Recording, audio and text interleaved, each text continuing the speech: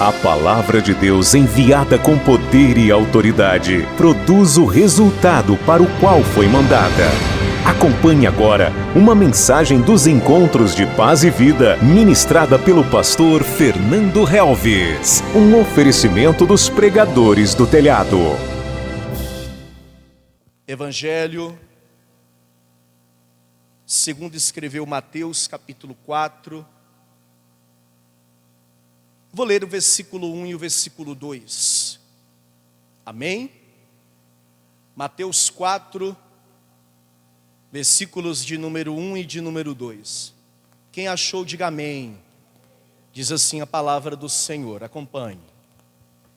Então foi conduzido Jesus pelo Espírito ao deserto para ser tentado pelo diabo. E tendo jejuado 40 dias e 40 noites, depois teve fome. Ao lermos a palavra de Deus, nós vamos perceber, igreja, que o deserto sempre fez parte da vida dos cristãos. O deserto é um local que em um certo momento da vida nós iremos ter que passar por ele. Talvez hoje você esteja passando por um deserto. E deserto, na palavra de Deus, significa também um lugar de provação, um lugar de lutas, um lugar de dificuldades. Tem pessoas que quando estão passando por problemas na vida, e esta pessoa já está um determinado tempo na igreja, e ela já fala aquilo que chamamos do vocabulário crentez, do idioma, digamos assim, que os crentes costumam falar. Geralmente ela diz assim: eu estou passando por um deserto. Por quê? Porque a vida dela está passando ali por momentos tortuosos, por momentos de dificuldades. Mas o deserto também é um lugar de encontro com Deus. Foi no deserto que Deus encontrou com Moisés. O deserto é um lugar no qual muitas vezes Deus quer nos abençoar, porque Deus abençoou Isaac no deserto. E foi no deserto, se assim podemos dizer, que o ministério do Senhor Jesus começou.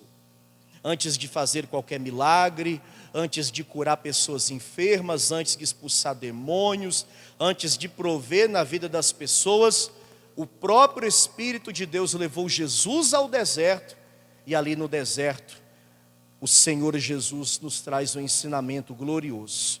Quantos creem que esta palavra é de Deus? Eu vou ler o versículo 1, e você que crê, você aqui em nossa sede, como também você que me assiste pelo youtube.com/Fernando Helves, todos juntos iremos ler em bom tom e alta voz. Vamos lá? Eu leio e você lê após mim. Está escrito: então foi conduzido Jesus pelo Espírito ao deserto para ser tentado pelo diabo. E tendo jejuado 40 dias e 40 noites, depois teve fome. Você crê nessa palavra? Toma posse dela. Põe a Bíblia aberta sobre o seu assento e vamos aplaudir bem alto e bem forte o Senhor e a sua palavra.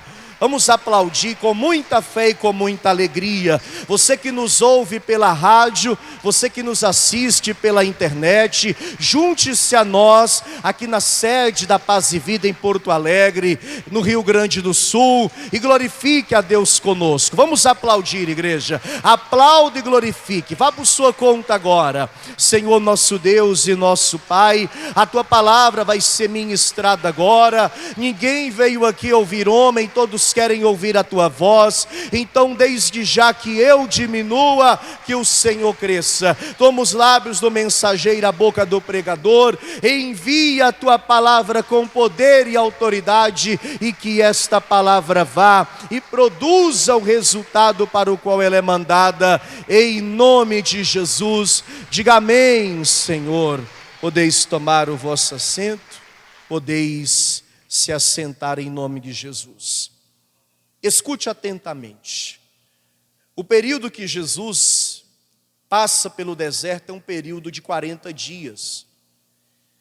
E durante esses 40 dias, Jesus esteve debaixo de muita oração.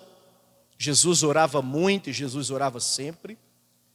E como o texto deixa bem claro, Jesus, ele também estava jejuando. Jesus estava em consagração. E ali, Jesus vai passar por uma grande prova, por um grande teste, se assim podemos dizer, por uma grande batalha, justamente no deserto.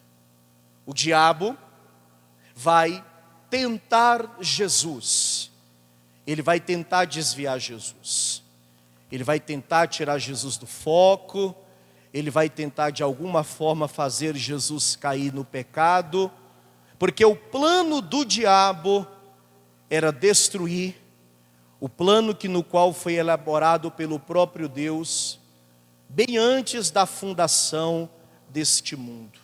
Eu quero que você entenda, e muitas vezes a gente não para pensar nisso, que se Jesus tivesse cometido, ainda que fosse, um único pecado, o plano da salvação não teria tido êxito.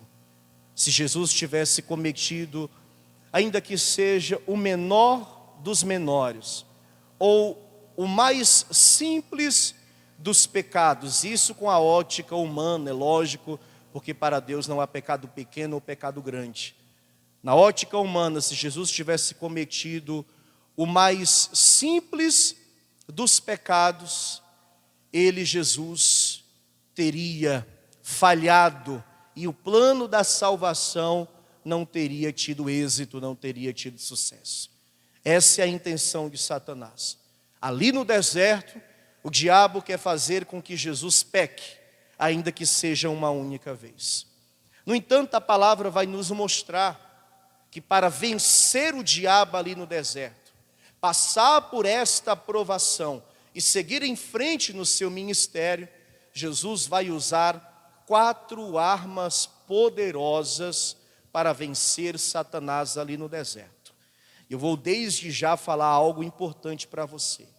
Estas 4 armas que Jesus usou no deserto para vencer o diabo, para vencer a aprovação, se você usá-las na sua vida, independente do deserto que você esteja passando, da luta que você esteja enfrentando, das dificuldades, dos problemas que você tenha passado, com estas 4 armas, você irá vencer todas as batalhas, e o deserto que você possa estar vivendo vai ficar para trás, porque se tem uma coisa que Deus é especialista, é tirar o seu povo do deserto e levar para a bênção. Quais são essas armas? Que armas são essas? A primeira fica subentendida no texto, não está escrito. Mas se você perceber, aqui diz que Jesus é conduzido pelo próprio Espírito para o deserto, para ser tentado pelo diabo, e ali ele jejua 40 dias e 40 noites. Mas eu pergunto para você, se Jesus passou 40 dias jejuando, quem aqui concorda comigo que durante os 40 dias ele orou muito também? Quem concorda comigo? Então a primeira arma para sair do deserto, para vencer o deserto, para superar o deserto, é a oração. E nós precisamos orar bastante. Eu gostaria que você lesse comigo Mateus capítulo 6, nós estamos no capítulo 4. No capítulo 6, Jesus fala um pouco da oração, ele diz assim, Mateus 6, versículo 6 também.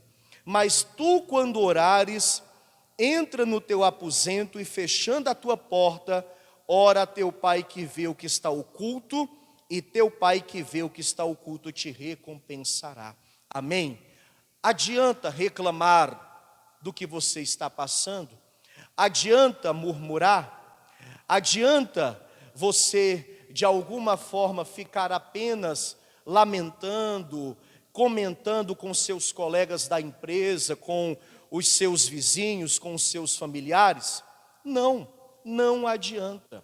E adianta também, meus queridos, você está contando para todas as pessoas o deserto que você está vivendo, e até mesmo que você tenha a boa intenção de pedir oração para uma pessoa que você confia, para uma pessoa que você sabe que essa pessoa é de Deus e que nela você pode confiar, que se você pedir ela vai orar por você, adianta você estar expondo a sua vida toda hora? Não. O que Jesus está nos ensinando aqui? Jesus está nos ensinando a entrar dentro do nosso quarto, sozinhos, você e Ele apenas. E ali Ele está mandando você fechar a porta desse quarto e orar a Deus, ali em oculto, sem que ninguém veja, sem que ninguém ouça, sem que ninguém saiba, porque o Pai que vê o que está em oculto, como disse o próprio Senhor Jesus, Ele recompensará. Aí o que acontece? As pessoas, elas costumam estar passando por um deserto. E vamos aqui pontuar o que é um deserto. A pessoa foi diagnosticada com uma doença, ela tem que fazer um tratamento, ela vai ter que gastar dinheiro, ela vai ter que lutar muito para vencer essa enfermidade, dependendo da doença, ela vai ter que lutar muito. É um deserto na sua saúde. Quantas pessoas hoje chegam na igreja passando por esse deserto? Quantas pessoas estão em busca de cura? Quantas pessoas estão em busca do milagre da cura? Muitas, muitas, e por que não dizer, milhares de pessoas hoje estão enchendo muitas igrejas em busca de cura. Quantas pessoas estão passando por o deserto dos problemas familiares? Mães com os filhos nas drogas, pais com os filhos nos vícios. Quantos casamentos estão destruídos? Isso é um deserto na sua família. Quantas pessoas estão endividadas? Quantas pessoas hoje estão passando por dificuldades, desempregadas, problemas financeiros, problema profissional? É um deserto na área financeira, é um deserto na área profissional. E quantas outras também estão passando por um deserto espiritual? Fracas na fé, desanimadas, caídas. Pessoas não têm mais sede de orar, não tem mais vontade de vir na reunião.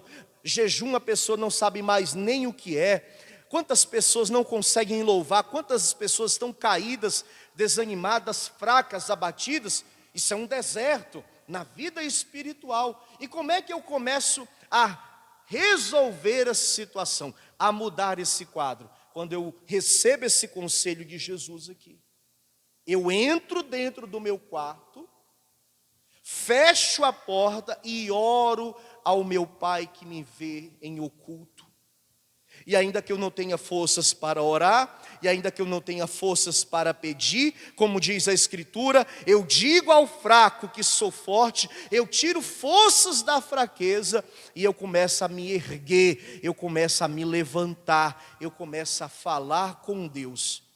A única maneira de você sair do deserto é dando este passo, este primeiro passo é a oração. Se você não tem orado, você não vai conseguir sair do deserto, você não vai conseguir se levantar. Mas pastor, eu estou sem forças. De algum lugar tem que vir essa força. Mas pastor, eu não tenho ânimo. De algum lugar tem que vir esse ânimo. Sabe qual é o maior ânimo que você tem para orar? É você ver a situação e pensar: será que isso nunca vai mudar? Será que eu nunca vou conseguir vencer? Será que esse quadro nunca vai ser revertido? Será que eu vou continuar sofrendo? Será que eu vou passar a minha vida inteira assim? Eu pergunto, pessoal, tem mais motivação do que isso? De você olhar para a sua vida descendo ladeira abaixo, não progredindo, não crescendo, não avançando, só dor, só sofrimento, só lamento, só dificuldade, só deserto, só sequidão, nada acontece de diferente. Eu pergunto, tem outra motivação maior do que essa?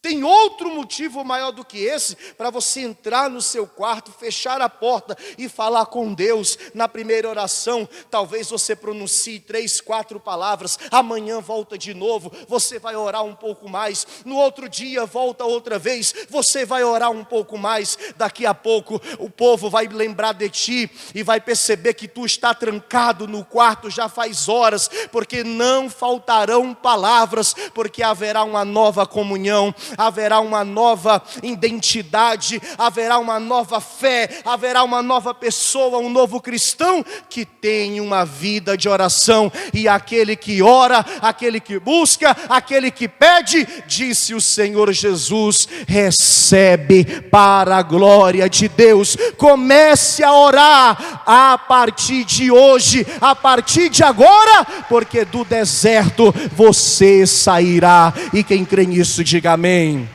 Amém, minha gente. Segundo, Mateus 4, versículo 2, o evangelista Mateus diz que Jesus estava jejuando. E tendo jejuado 40 dias e 40 noites, depois teve fome. Jesus ensinou a jejuar? Ensinou. Assim que ele terminou de ensinar sobre a oração, ele ensinou o jejum, porque uma coisa anda ao lado da outra. Não tem como você jejuar e não orar, ou não orar e não jejuar.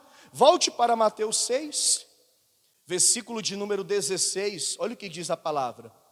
E quando jejuardes, não vos mostreis contristados como os hipócritas, porque desfiguram o rosto para que aos homens pareça que jejuam. Em verdade vos digo que já receberam o seu galardão.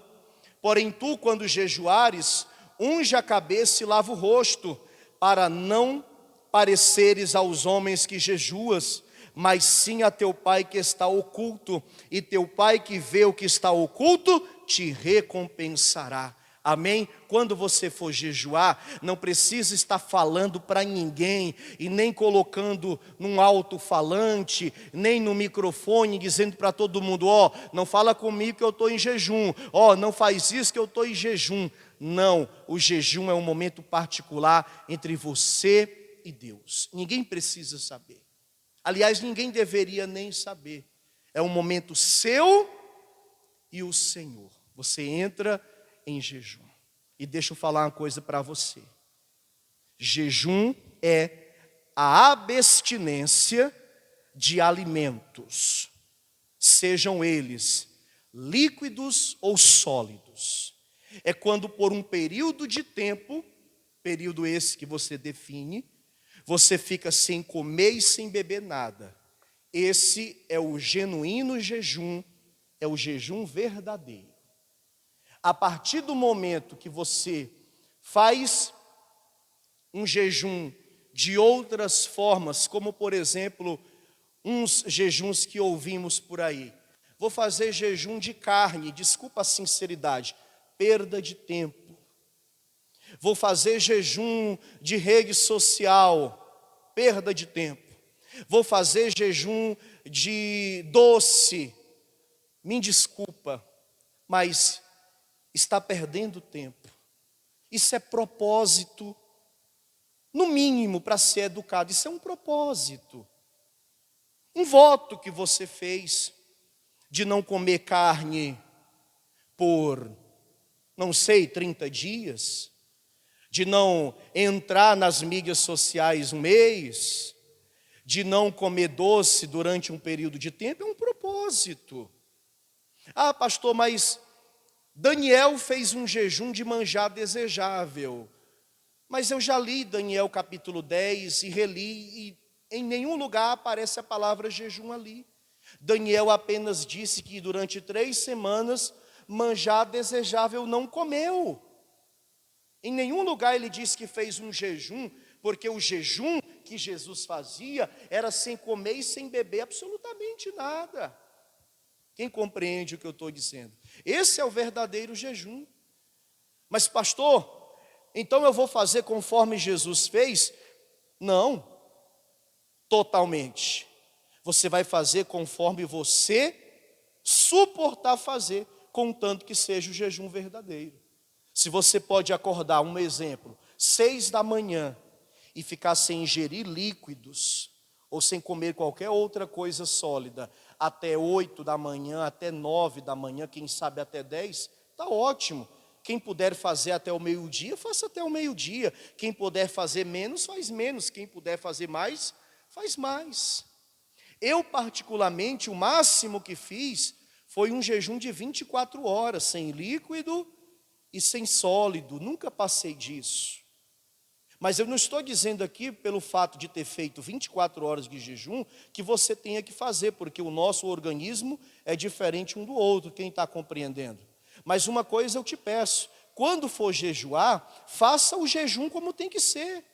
Acorde pela manhã, no horário que você está habituado a acordar, dobre o seu joelho ali no seu quarto ou no seu canto de oração, e abra o seu jejum, e a partir daquele momento que você abriu, até o momento que você decidiu entregar, não faça nenhuma outra coisa a não ser estar em comunhão com Deus, porque também não adianta estar em jejum e estar falando que não deve, pensando que não deve, se comportando como não se deve se comportar aos olhos do Senhor. Quem está compreendendo? Porque às vezes a pessoa está em jejum, mas está brigando, está discutindo, está conversando o que não se deve conversar, está pensando o que não se deve pensar, está fazendo o que não se deve fazer. Aí você está pegando o teu jejum, e desculpa aqui a palavra, está jogando no lixo, está perdendo seu tempo também. Mas durante esse período de horas que você vai ficar sem comer nada e sem beber nada, você vai se conectar com Deus. Você vai ali estar em comunhão plena com o Senhor. E qual é o objetivo do jejum? Crescer espiritualmente, mortificar a sua carne e avivar o seu espírito. Se o jejum não fosse importante, Jesus não tinha feito. Quem está compreendendo o que eu estou dizendo? Amém? O jejum de Jesus é um jejum especial, não vá fazer conforme Jesus fez. Tem gente por aí que por ignorância até já perderam a vida. A palavra não diz que por falta de conhecimento o povo de Deus perece? É ou não é? Teve gente que por ignorância, por falta de entendimento, de conhecimento, tentaram fazer jejuns muito extensivo, um período muito alto, e a pessoa acabou perdendo a vida por ignorância. Você tem que fazer conforme o seu corpo suporta. Mas uma coisa você tem que entender, você tem que fazer jejum. O cristão genuíno, ele vive debaixo de jejum e debaixo de oração. Até porque Jesus disse que há castas de demônios que só saem com jejum e a nossa luta é contra quem? É contra a carne e contra sangue? A nossa luta é contra principados e potestades. Pastor, eu estou num deserto. E eu tenho certeza que esse deserto, o diabo está por trás. O diabo está tentando destruir a minha vida. O diabo está usando a vida do meu filho contra mim. O diabo está usando a minha esposa contra mim. O meu marido contra mim. De uns tempos para cá, os meus filhos mudaram. De uns tempos para cá, eu estou sendo perseguida lá na empresa. As coisas começaram a mudar para o meu lado. E eu tenho certeza, o diabo está por trás. Como é que você quer vencer? Como é que você quer lutar? Como é que você quer sair desse deserto? Se as armas principais para vencer o inimigo você não as tem, que é a oração e o jejum. Por isso, a partir de hoje, volte a orar, se você não vinha orando. Pastor, eu estou debaixo de oração, então ora mais. Orar não faz mal a ninguém. Quanto mais ora, melhora. Não é assim que diz o ditado? Ora que melhora. Então ore cada vez mais. Pastor, eu não tenho jejuado como eu deveria. Então, a partir de hoje, a partir dessa tarde, aliás, vamos combinar o seguinte. Eu não posso mandar em você, longe de mim tal coisa, e não quero. Mas recebe um conselho de um homem de Deus. A partir de amanhã faz um jejum. A partir de amanhã começa a fazer um propósito de jejum.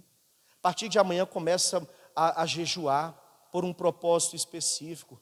Ah, pastor, eu não sei se eu vou conseguir, porque eu tenho que trabalhar, eu tenho que me alimentar. Acorda mais cedo um pouco. Sacrifica um pouco mais a tua carne. Vamos buscar a Deus, que só tem um risco. Um risco você corre se você fizer isso. O risco de ser abençoado. Amém? Primeira arma, então, a oração. Depois, o jejum. E a terceira arma? A terceira arma vai ser a palavra. Porque foi a palavra que Jesus usou contra o diabo. Eu vou pedir para você voltar para Mateus capítulo 4, a partir do versículo 3. Olha o que o diabo vai falar com Jesus, veja. E chegando-se a ele o tentador, disse: se tu és o Filho de Deus, manda que estas pedras se tornem pães. Ele, porém, respondendo, disse: está escrito, nem só de pão viverá o homem, mas de toda a palavra que sai da boca de quem? Da boca de Deus. Se tu és o Filho de Deus, ele sabia que Jesus sim era o Filho de Deus, não só o Filho de Deus, o próprio Deus.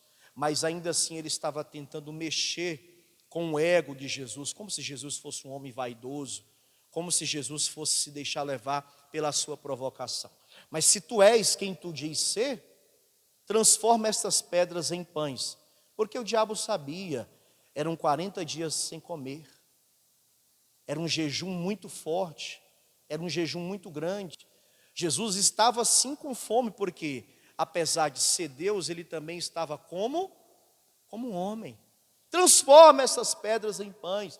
Você está com fome, você tem direito, você é o Filho de Deus, como se dissesse, Deus não vai se importar, Deus vai consentir se você assim fazer. Aí Jesus, que é a própria palavra, o verbo que se fez carne, Jesus usa a palavra para rebater o diabo. Satanás, nem só de pão viverá o homem. Amém, minha gente? Tem horas que o diabo vai apresentar para ti determinadas propostas e você vai ter que usar a palavra contra. Por exemplo, acontece uma determinada situação na sua vida e a princípio a única solução é você mentir. Você vai ter que contar uma mentira para poder você se safar da situação, para você se sair da situação. Você vai ter que mentir. E o diabo vai propor a mentira, porque o diabo vai falar ao teu ouvido o seguinte: se você não mentir, vai ser pior para você. Se você não mentir, você vai ter que arcar com as consequências. Não tem problema não, uma mentirinha aqui, etc. Assim que o diabo trabalha, sorrateiramente. Mas aí você conhece a palavra. E a palavra diz, em Apocalipse 21, versículo 8, que os mentirosos serão lançados no lago que arde com fogo e enxofre, o que é a segunda morte. E você vai lembrar que Jesus disse que não há nada oculto que não há de ser revelado. E ainda que você sofra as consequências hoje, você vai falar a verdade. E você vai dizer para o diabo: Satanás, está escrito. Ainda que eu minta hoje, amanhã a minha mentira vai ser revelada. Satanás, está escrito. Se eu mentir, eu vou estar pecando contra Deus, os mentirosos serão lançados no inferno. Eu falarei a verdade. Quem está compreendendo? Deu para entender o exemplo? É assim que a gente usa a palavra contra o diabo. Só que o diabo é astuto. Então o diabo transportou a cidade santa, a Jerusalém, e colocou sobre o pináculo do templo, sobre o lugar mais alto ali. E disse-lhe: se tu és o Filho de Deus, lança-te daqui abaixo. E agora ele vai usar a palavra contra Jesus. Olha como Satanás é, ó.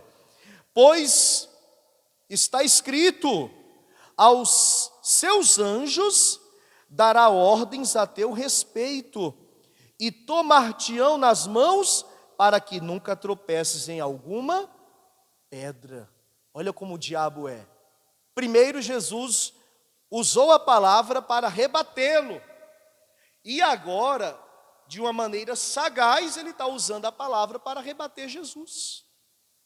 Ele disse: Jesus, está escrito, nem só de pão viverá o homem. Satanás pensou: também está escrito que se ele der ordens, os anjos virão em seu favor. E sabe qual foi o texto que o diabo usou? Salmo de número 91, versículo 11. Eu faço questão de ler para você esse texto, ó. O Salmo 91 praticamente todos conhecem, todos que conhecem a Bíblia, as Escrituras, congregam hoje em uma igreja, um dos salmos mais conhecidos de todos. E o diabo vai usar o Salmo 91 contra Jesus. Eu não vou ler todo, tá? Eu vou ler apenas o versículo que o diabo usou contra Jesus, o versículo 11, ó.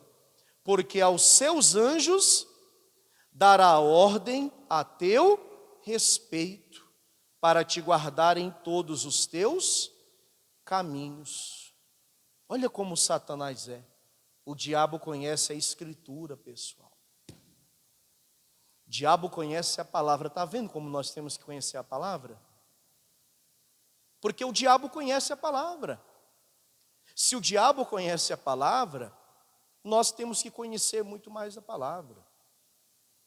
Se o diabo usou a própria palavra contra Jesus, ele vai usar a própria palavra contra nós, e ele usa, e muita gente acaba caindo. Outro dia, dentro de uma questão aqui muito complicada, tá? E que a gente precisa falar de uma forma cuidadosa, porque isso pode gerar até processo e cadeia, principalmente quando é exposto na internet. Quando a gente fala sobre homossexualidade, bissexualidade, essas coisas, nos dias de hoje, requer cuidado. A gente tem que filtrar bem as palavras. Você sabe que tem uma igreja, ou uma vertente do evangelho, para as pessoas que se relacionam com pessoas do mesmo sexo. E eles usam como base um texto de Samuel, quando Davi diz assim, ó, ao saber que Jonatas, filho de Saul, tinha morrido: quão amabilíssimo tu eras, o amor que eu tinha para contigo era um amor maior do que o amor pelas mulheres. E ele usa, no caso, eles usam esse texto para dizer que a Bíblia, ela dá base e respaldo para o amor entre pessoas do mesmo sexo, dá base para o homossexualismo. E isso é uma maneira clara de deturpar a palavra, porque existe várias maneiras de amar. Existe o amor ágape, que é o amor de Deus. Existe o amor filho, existe o amor estorge, e existe o amor eros. O amor eros é o amor entre amigos.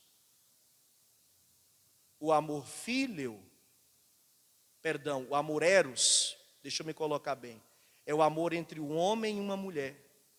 O amor filial é o amor entre amigos, e o amor estorge é o amor entre pai e filho, e o amor ágape é o amor de Deus para com a humanidade. Entende a diferença? Sabe a palavra erótico? Vem do grego eros, amor entre um homem e uma mulher.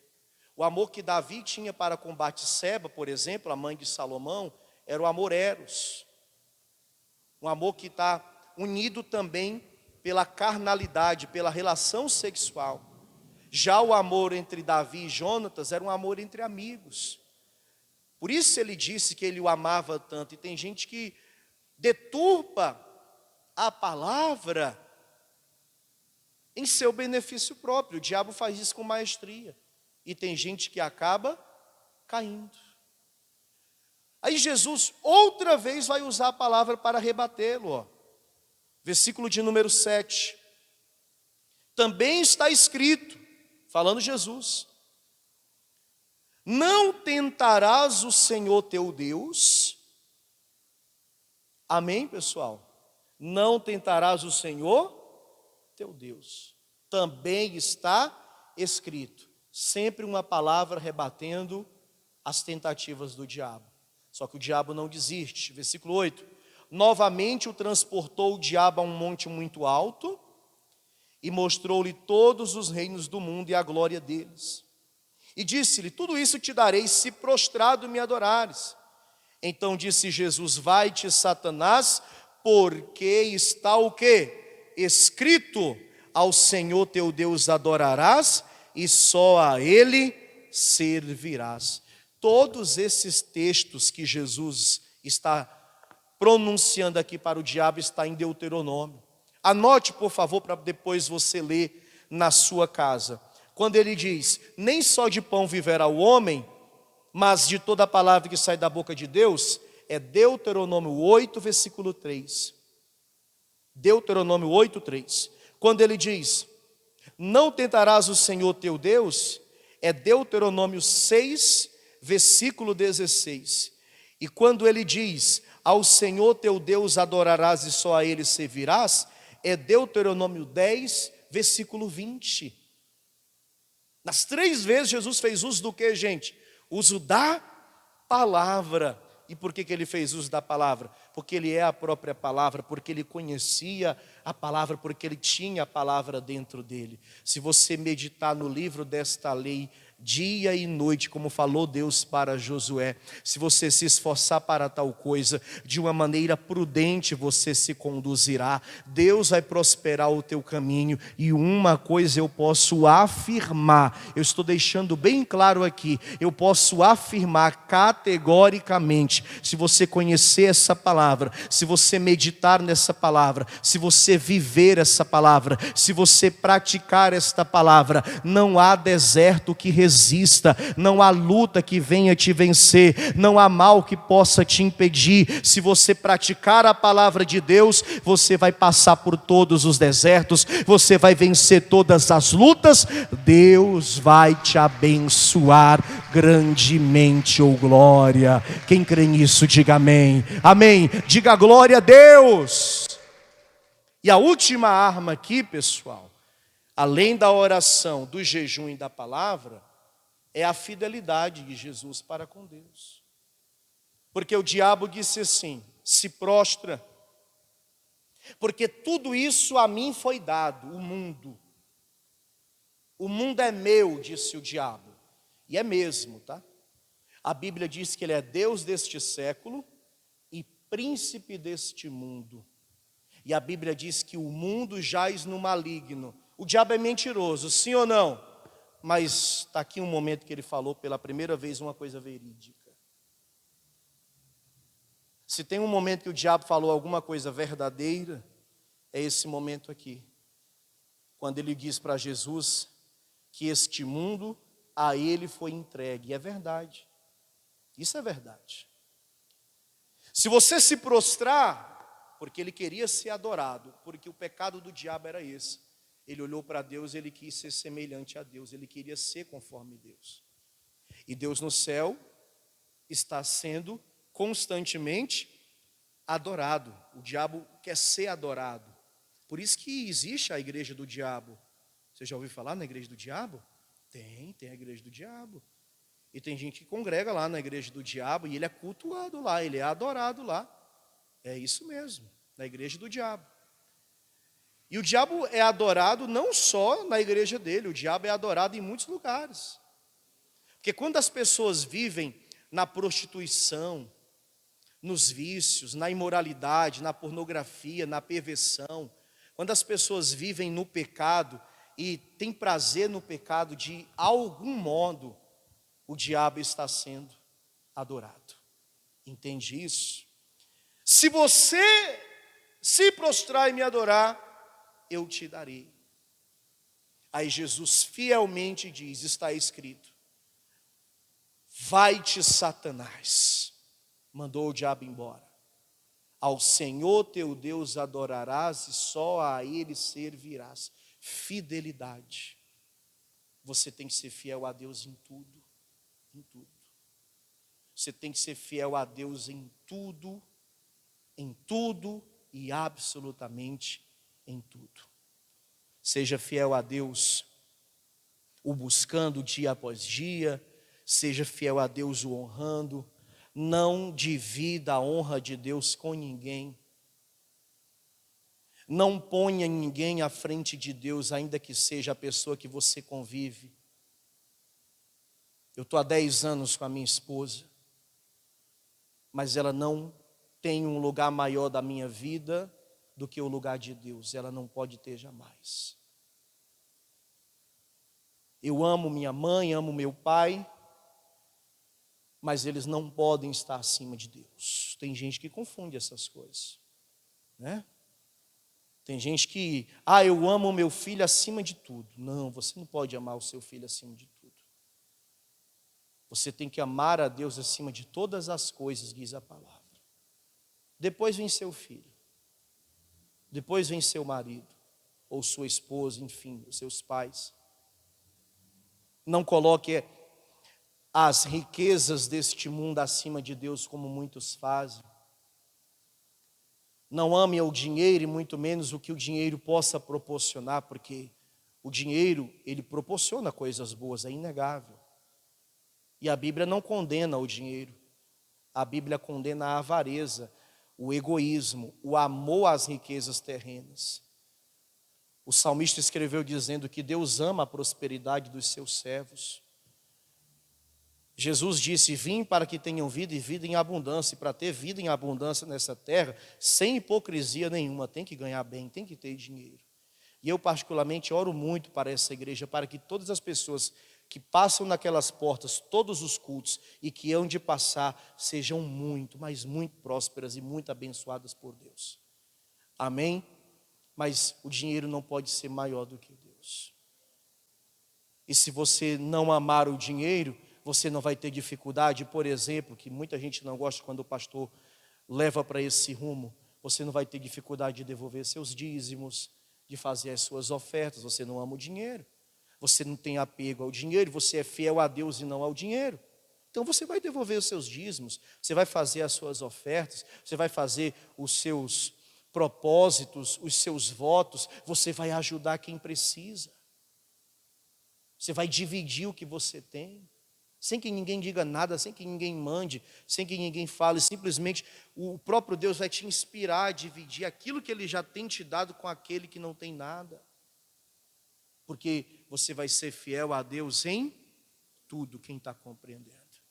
E quando eu vivo debaixo de oração, eu vivo debaixo de jejum, eu vivo meditando constantemente na palavra e sou fiel a Deus, Deus me abençoa. E Deus envia os seus anjos para me abençoar, porque foi justamente o que aconteceu com Jesus. Para encerrar, versículo 11. Então o diabo o deixou, e eis que chegaram os anjos e o serviram. Amém?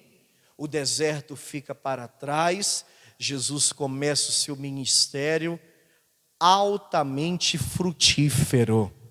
E nós fazemos parte dos frutos do ministério de Jesus, porque Ele começou a evangelizar, o evangelho se propagou, Ele disse: ide por todo mundo e pregai o evangelho a toda criatura.